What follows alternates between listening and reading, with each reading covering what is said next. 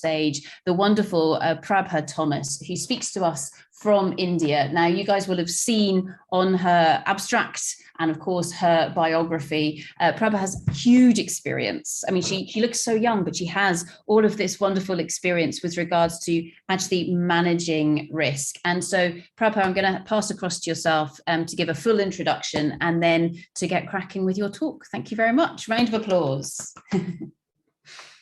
Thank you, Sarah, and nice to be here today. Thank you for inviting me to this session event by the Innovation Special Interest Group.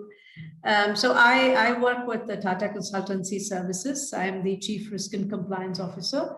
Many of you may know, TCS is an organization, global organizations. We work in more than 55 countries, and we have more than 500,000 employees spread across globally.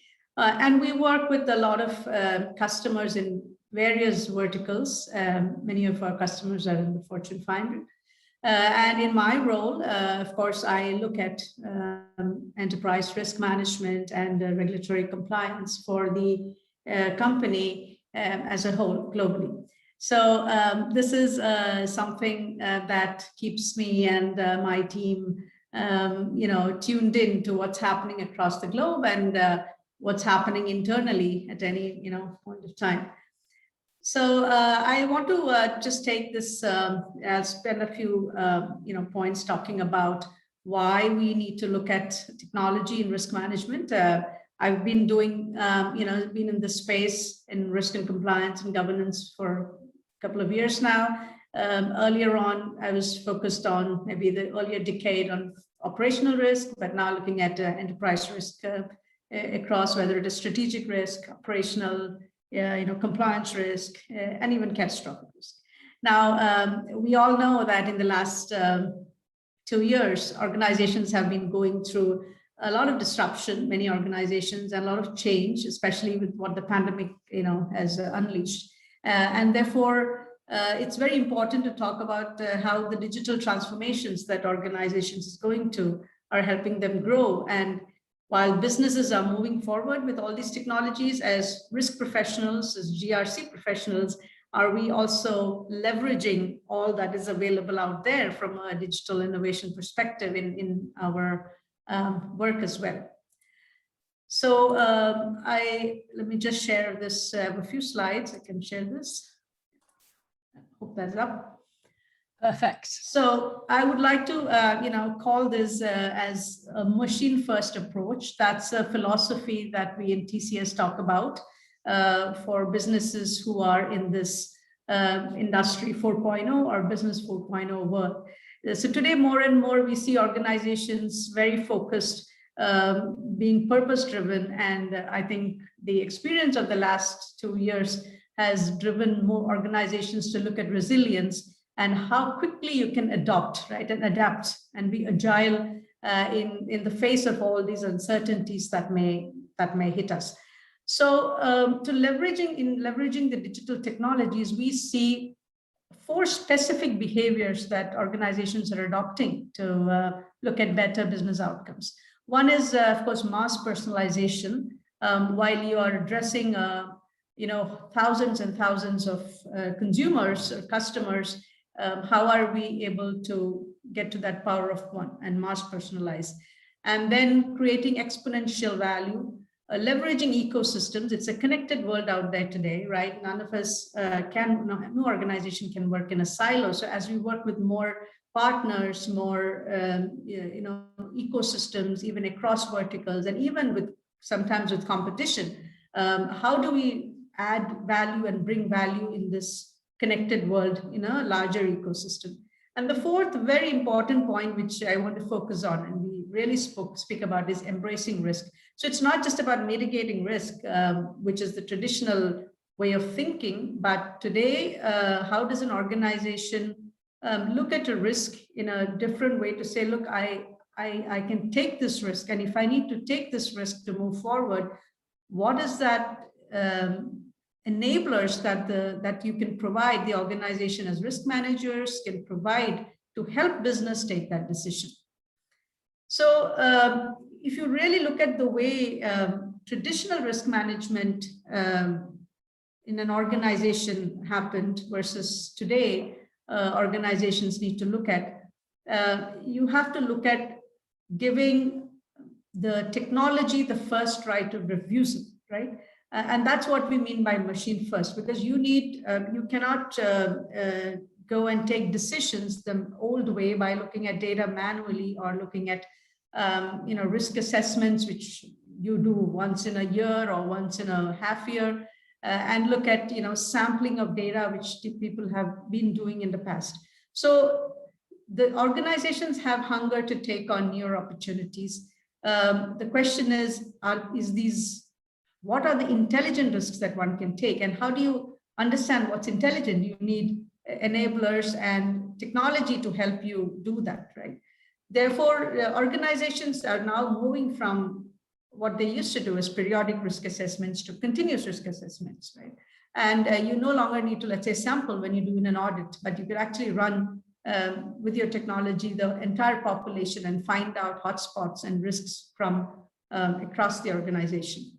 And most importantly, we are looking at, instead of putting the accountability and responsibility on the second line of defense, which is your risk organization, let's say, how do we empower the first line, the people on the floor, on the shop floor, the business leaders, so that decisions get taken as and when work is happening, as and when business is running, and not sent to another department or looking at risk managers who can come in and then help them with the decision. So this empowering of the people on the floor, I think, like Gregory mentioned, the pull phase, that's the key here when we use technology.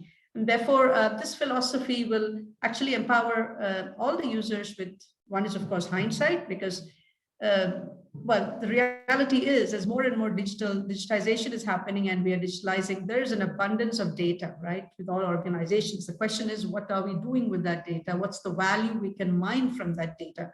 So once, of course, what are we learning from the past? Then what insights are we getting for today, for making decisions today, and the insights that we are having? And most importantly, what foresight can it provide in terms of all the technologies around predictive modeling and so on. So it's easy to say this, but when you really get down to it as a business, to start with, the basic thing is you need to have a data strategy, for example, right? So everybody has data warehouses. How do we move from data warehouses to, let's say, a data lake, which sets maybe the basis to do your advanced analytics and so on? How do we move from a siloed, department or business-wise data to enterprise-wide, real-time integrated data? Because if you look at a particular process or a particular department, or let's say procurement, or you look at, let's say, the hiring, you would pretty much look at data within that space, within that business process. But if you have data which can be looked at across the organization, then one would be able to find out hidden risks, which sitting across, the entire value chain. And that's possible only if there is access to data. So this is another point. Do risk managers have access to data, different parts of the organization to them? And what is the expertise that risk managers need to have in order to derive value from that kind of data? So we also need to look at not just using the technology, but if there is a risk organization and specific roles of risk managers or compliance managers and governance roles, how are they transforming themselves to play in this new age of digital technology? So this skilling, right skilling for managers, risk managers, and others in that space need to be looked at. And when I say risk managers, well, you could be in the security area, you could be in an operational process area, you could be managing, you could be in the HR department, you could be in finance, you could be anywhere, but essentially managing risk in that space, right? But cross-disciplinary skills development becomes very important. And I think collaboration becomes extremely important, because if you understand data only in one part of the process or organization, you would be possibly missing out many other insights that you would get when you have a collaborative effort of different SMEs in different areas looking at the organizational performance and data. Second is, of course, risk predictions. I think a lot of technologies in this area, I'll not go over it, because Gregory very beautifully talked about these top technologies. One of the things we've been using for ourselves in our organization and for some of our customers is the whole concept of a digital twin, where you create a virtual model of a physical aspect, and then every possible parameter in the physical world is actually there in the digital twin, and you could actually then simulate and tweak that various scenarios to see what would be the outcomes. So this is quite interesting, because once you build a digital twin, it gives you a lot of very quick ways of looking at what is, and possibly taking the decisions. Just as an example, even for COVID-19, we've actually, in our own organization, we've created a digital twin, right? And we actually do it for one of the big cities in India as well, where the city corporation uses our model to decide what they need to do in order to manage the COVID infection rate in that city, right? And this could model various different aspects, whether it is the layouts, the schools, the malls, the streets, and what kind of restrictions do you need to put, and then you can play around with what would be the best case scenario, worst case scenario, and so on. So this is just a very current topic, so I took that as an example, but this is a similar thing that we have done for many of our customers as well. In terms of risk monitoring, the whole point is about real time. So it's no longer about, okay, once in a quarter, look at some dashboards and decide what we need to do, but and how is it real time, and how is it a learning system? So typically, when you design systems, traditionally you have rule-based systems, right? So you build the intelligence at the time the rule is built. But when you move to AI and ML and all these other technologies, the systems themselves are learning, and therefore, as time goes by, intelligence gets built into the system, and therefore you would have much better AI-based recommendations coming out, which will help you in decision making. And the last one, of course, I think I touched upon is really the portfolio view of risk from an enterprise view, and not just looking at risk in silos. So that's something you would find any of these technologies, if it's implemented in the way that will provide value, will be able to bring. Now, when we apply all these technologies, the fact also is that the way you do it, the rigor that you apply, the people who are involved in it, there will be risks which result out of it as well. So, which is a whole different topic about the risks coming from the use of, let's say, AI technologies in terms of bias and fairness and all that. So that's again a very key topic for organizations who are looking at implementing AI, to see what checks do you have in place, what models do you have in place to ensure that there's no bias doesn't creep in, for example, when you design these and implement these technologies. So let me give you a few use cases, some of the, and these are, there are many, but these are some examples where we have worked on.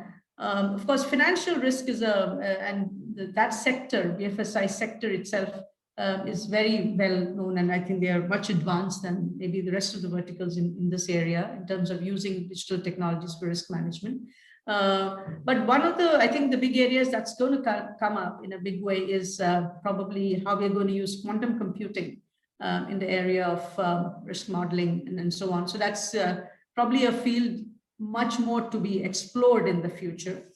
If you look at non-financial risk, of course, the whole risk control assessments, control automation, AI models, these are all things that can be done very easily. I mean, these are not very, I would say, new in the sense it's been around for a few years. It's a matter of deciding what areas are going to bring you, maximum value, depending on what you're doing today, and applying these technologies. Very common examples which we find in organizations, especially for operational risk and operational resilience. We see a lot of advanced analytics being used, even for simple business processes like claims processing, for example, or hiring, procurement. So you could, we have used AI techniques to look at, spend analysis, to look at what to scan through. Let's say when you're recruiting, when you have huge numbers in recruiting, how do you scan through resumes and so on. So these kind of things are very, I would say, lower hanging fruit, so to say, of these technologies. If you want to make a start in these areas. Compliance, yes, regulatory compliance, a very interesting area, because this is something which is not static, as we all know. Rules are changing all the time, and organizations are grappling with how to, keep up with the speed of risk and speed of, the rate at which regulations are changing. So there are a lot of AI and ontology models for automating compliance management, including, extraction of compliance obligation from regulations, looking at analytics, looking at compliance hotspots, and policy management as well, all the way from how is the policy, regulation to policy to implementation in the organization.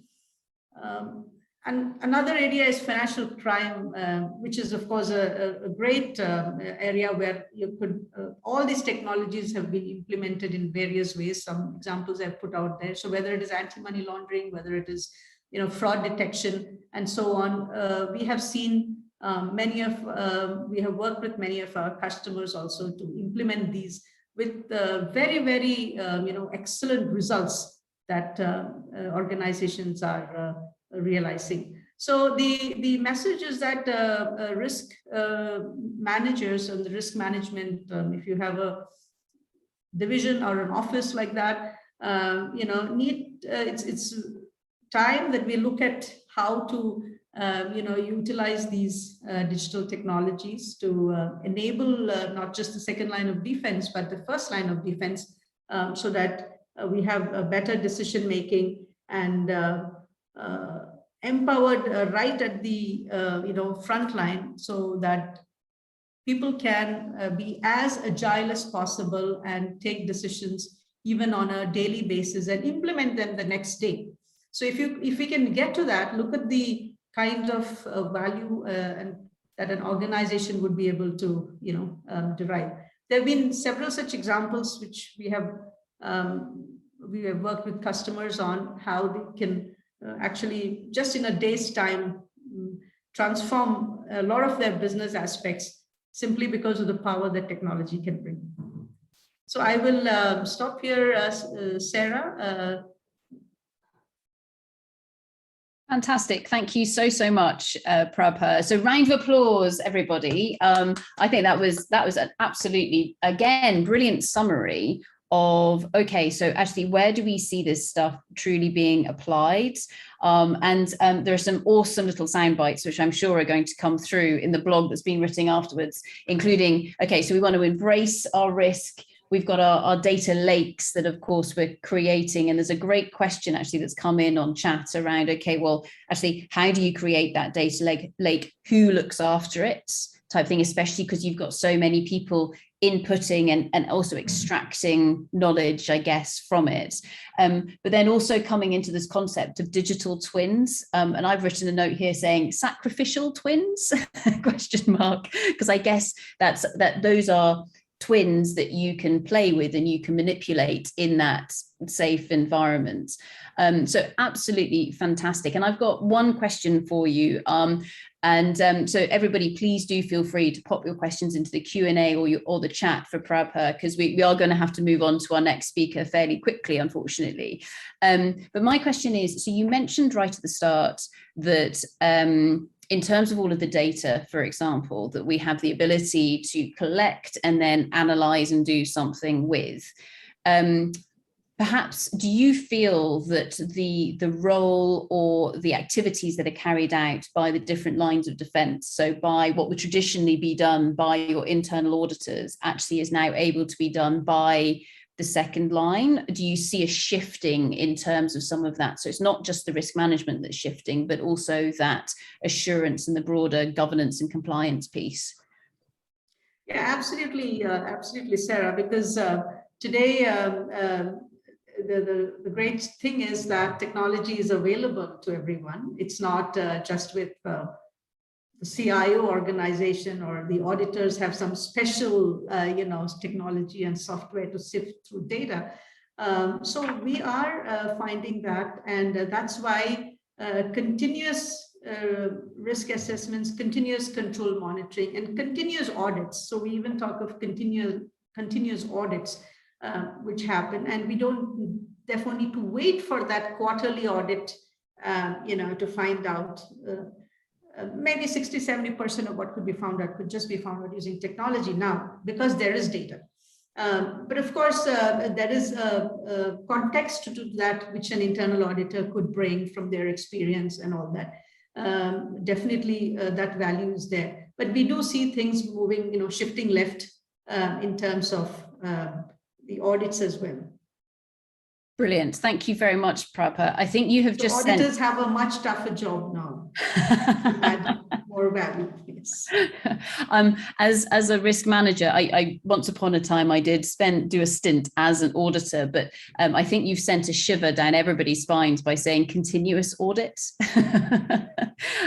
which would be a glorious thing, of course, if not slightly terrifying. But absolutely brilliant. Thank you so much, Prabha, and thank you also to the IRM India regional group for introducing us to yourself, because that has been an absolutely brilliant talk. So round of applause, everybody. Brilliant. Thank you very much, Prabha.